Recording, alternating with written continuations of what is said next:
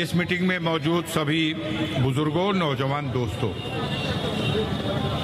माता और बहनों, अभी आसिम भाई जो आपके महबूब रहनुमा हैं और इस क्षेत्र से समाजवादी पार्टी के विधानसभा के कैंडिडेट भी हैं, पहले भी आपकी हिमायत, आपका प्यार उनके हक में रहा है। इस बार भी जहां तक मैंने महसूस किया, देखा, और आप सब लोगों की ये जो चेहरे बोल रहे हैं, उससे लगता है कि इस इलेक्शन में भी अबू आसिम साहब सिर्फ जीतेंगे नहीं बल्कि एक रिकॉर्ड मतों के वोट से जीतने का रिकॉर्ड बनाएंगे। इस चुनाव में दो बातें हैं।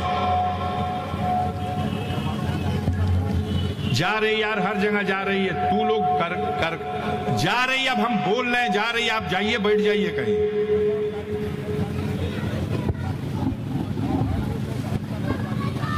इस चुनाव में दो चीजों को मद्देनजर रख के फैसला लीजिए, या जो लोग यहां नहीं है उनके कानों तक भी ये बात पहुंचाइए कि इस इलेक्शन के लिए, महाराष्ट्र का ये इलेक्शन न सिर्फ महाराष्ट्र के असेंबली का कोई फैसला होगा बल्कि सारे मुल्क की निगाह लगी हुई है, क्योंकि आपने, महाराष्ट्र की जनता ने अभी इसी 2024 में मई में जो चुनाव हुआ लोकसभा का, उस 18वीं लोकसभा के चुनाव में एक पैगाम दिया है आपने। वो छुपा हुआ पैगाम जिसमें इस असेंबली की भी तस्वीर झलक रही है, बैकग्राउंड में झलक रही है, उसमें भारतीय जनता पार्टी और उनके लेफ्टिनेंटों की, जिनकी सरकार है और उस वक्त भी थी, इन लोगों को इंडिया गठबंधन के मुकाबले एनडीए गठबंधन के लोगों को महाराष्ट्र में आधी सीटें मिली थी, 48 में आधी सीटों पर, और उनसे 2 गुना सीटें आपको मिली थी। ठीक ही नहीं है तस्वीर? तो क्या परिवर्तन हो गया 4 महीने में? बस उनको भरोसा एक चीज पे है, वो एक गुजराती मॉडल है उनके पास, लोगों को ठगने का, धोखा देने का, सरकार की मशीनरी का दुरुपयोग करके किसी को झूठे केस में फंसा देने का, जेल में डालकर उसको सताने का, और तब तक सताने का जब तक कि वो नर्वस न हो जाए। कुछ लोग हैं, हौसले वाले लोग हैं जो लड़ रहे हैं आज भी, उन्हीं में से अबू आसिम आजमी है। और कुछ लोग हैं जिन्होंने घुटना टेक दिया, बड़े अरमान से महाराष्ट्र के ही लोगों ने उन्हें चुना भी था, भेजा भी था, मंत्री भी बनाया गया था, लेकिन काल कोठरी की अंधेरी रात ने उनके ईमान को कमजोर कर दिया। वो घुटना निकले तो, लेकिन घुटना टेक के निकले, और निकलने के बाद उनके जिम्मे ये काम भी दे दिया गया कि तुम अपने वफादारी का इम्तिहान दो। अब वो वफादारी का इम्तिहान ये है कि अबू आसिम आजमी का वोट काट करके उसको नुकसान पहुंचा दो। आए हैं कि नहीं ऐसे लोग भी चुनाव लड़ने? बोलिए, बोलिए, जो जालिमों के सामने घुटना टेक दे, क्या आवाम का समर्थन उसको मिलना चाहिए? पूरे महाराष्ट्र में भारतीय जनता पार्टी सबसे ज्यादा डरी हुई है, तो इस सीट पे डरी हुई है। सबसे ज्यादा इंतजाम किया गया है। वोट की ताकत जो संविधान ने आपको दी, बाबा साहब भीमराव अंबेडकर का वो संविधान जो राजा और रंग दोनों को एक वोट देने का अधिकार देता है, चालाक लोगों ने उस वोट को मिट्टी में मिलाने के लिए कई उम्मीदवार खड़े किए हैं। यहां तो 2-2 मशीनें आएंगी, पता है कि नहीं पता है? एक मशीन में वो लंबी कतार, और ये कौन लोग हैं इस कतार में? आधे से ज्यादा वही लोग हैं जो वोट कटवा हैं। कौन कौन लोग हैं जो वोट बर्बाद करना चाहते हैं? शायद कोई नहीं होगा। आप इससे सावधान रहिएगा, और कुछ भी नहीं है। यहां सब नर्वस हैं। इनको नर्वस कर दिया है महाराष्ट्र की जनता ने। ये नफरत की राजनीति करने वाले लोग, तोड़ फोड़ और पैसे से खरीद फरोख्त करने वाले लोग। एमएलए खरीदे गए महाराष्ट्र के, सारी दुनिया देख रही थी। एमएलए, बकरीद के जमाने में बकरी की नीलामी होती थी,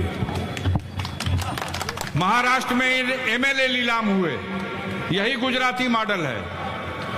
तो एक तरफ लोगों का ईमान खरीदने वाले लोग हैं, लोगों को झूठा मामले में फंसा करके उनको सताने वाले लोग हैं, और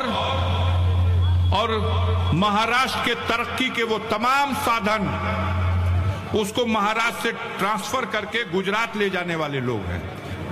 बहुत सी परियोजनाएं चली गई गुजरात। ऐसे लोगों को जो खुद बुरी तरह से आपस में विभाजित हैं, कोई कुछ बोलता है, कोई कुछ बोलता है, कोई नारा देके जाता है बटोगे तो कटोगे, कोई कहता नहीं ये नारा महाराष्ट्र में नहीं चलेगा। सुना है कि नहीं आपने? तो ये आपस में भी मतभेद है इनके। ये बुरी तरह से चुनाव हार रहे हैं। महाराष्ट्र की जनता को मैं सैल्यूट करता हूं, महाराष्ट्र की जनता को मैं सलाम करता हूं, उसके फैसले को सैल्यूट करता हूं। अगर महाराष्ट्र की जनता ने इनका बोरिया बिस्तर, इन फिरका परस्त ताकतों का बोरिया बिस्तर महाराष्ट्र में बांध दिया, तो यकीन मानिए आपका ये फैसला इन फिरका परस्त ताकतों के ताबूत में आखिरी कील का काम करेगा और हिंदुस्तान की सियासत से इनकी विदाई हो जाएगी। इसलिए वक्त नहीं बचा है। क्या 4 मिनट भैया, 4 मिनट, 3 मिनट, 4 मिनट। तो बात तो मैं अपनी कह चुका हूं, और आपके रुझान से भी मुझे एहसास है इस बात का। मैंने 3 मीटिंगें आज की, कल भी हम कई मीटिंगों में गए। महाराष्ट्र का माहौल पूरे हिंदुस्तान में अगर कोई संभाले हुए है तो कौन? हमारे जो बिके हुए मीडिया के भाई हैं, ये छाता लगाए हुए हैं, असलियत जाहिर न होने पाए ये कवच का काम करते हैं। सफाया हो चुका है, विदाई हो चुकी है। इस सीट पर वो विदाई जरा धूमधाम से हो जाए, हम लोग भी फख्र से कह सके कि समाजवादी पार्टी का प्रदेश का अध्यक्ष जहां से लड़ा था, गोवंडी है ना, तो गोवंडी की सरजमीन के लोगों ने उसकी जीत को रंगीन बना दिया है। देखिए उत्तर प्रदेश में समाजवादी पार्टी के लोगों ने ये तहैया किया है, ये फैसला किया है हमारे मुखिया ने कि हमारा दायित्व है कि भारतीय जनता पार्टी के लोग, फिरका परस्त ताकतों के लोग जो हिंदुस्तान में संविधान को दरकिनार करके नफरत की राजनीति करना चाहते हैं, इनको सत्ता से बेदखल किया जाए। और अभी लोकसभा के चुनाव में जहां 40 की 40 सीटें जीतने का सपना था, इनकी औकात 33 सीटों पर नाप दिया उत्तर प्रदेश में समाजवादी पार्टी ने। थोड़ी सी ताकत आप भी दे दो, थोड़ी सी ताकत महाराष्ट्र के लोग समाजवादी पार्टी को दो। आपके फैसले से समाजवादी की जड़ें यहां भी मजबूत होंगी। मैं यकीन दिलाता हूं अबू आसिम आजमी मिट सकता है, लेकिन कभी अपने जमीर का सौदा नहीं करेगा। वो लगातार लड़ा है गरीबों के लिए, मजलूमों के लिए, उसको इनाम मिलना चाहिए। और जो बिक के आए हैं उनको सजा मिलनी चाहिए। खुद प्रधानमंत्री ने कहा था कि अजीत पवार हजारों करोड़ रुपए का घोटाले का मुलजिम है, इसे सजा मिलेगी। 5 दिन के बाद अजीत पवार डिप्टी सीएम बन गया, फाइनेंस मिनिस्टर बन गया। अब जनता को फैसला देना है। कल मोदी को फैसला देना था, उसके हक में गया। आज जनता को फैसला देना है, तो बेईमानों के खिलाफ फैसला आना चाहिए, ईमानदारों के हक में आना चाहिए, भाईचारा बनाने वालों के हक में आना चाहिए। जमहूरियत बचाने वालों के हक में आना चाहिए। इन्हीं बातों के साथ अपनी अपील आपसे करते हुए कि अबू आसिम आजमी के हक में साइकिल के निशान वाला बटन दबाइएगा और झूठ से, अफवाह से सावधान रहिएगा। मैं अपनी बात को खत्म करता हूं। जय हिंद, जय समाजवाद। हेलो, बहुत बहुत शुक्रिया हमारे आपके